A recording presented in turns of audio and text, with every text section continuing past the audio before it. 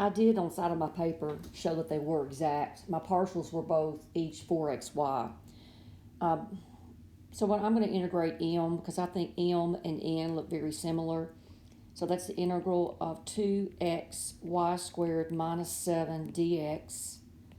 And then you know I like to separate mine.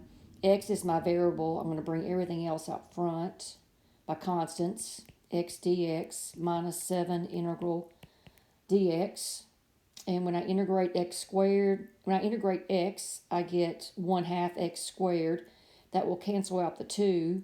So I'm left with my x squared, that's where I integrated, and my y squared, minus 7x plus g of y.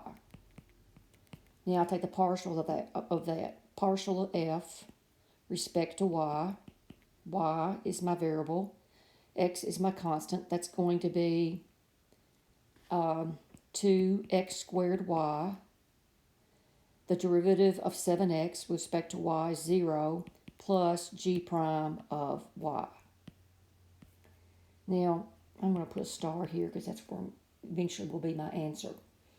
So now I take this partial, which is 2x squared y plus g prime of y, and set it equal to n. N is 2x squared y plus 5, and these cancel.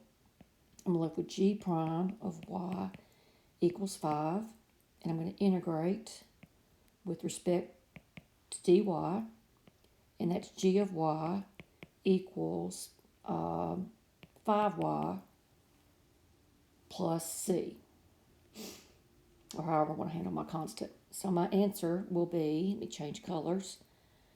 We're substituting back in here. That's x squared y squared minus 7x plus g of y, which is plus 5y, equals c. Hope that helps.